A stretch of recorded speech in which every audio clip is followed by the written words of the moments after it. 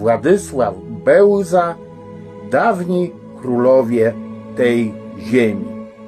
Kazimierz Jagiellończyk, prawego serca i światłej rady, ojczyzna miała w nim syna.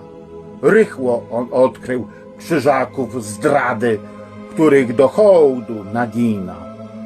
I władał mądrze, wsparłszy ramiona na praw rozumnych puklerzu.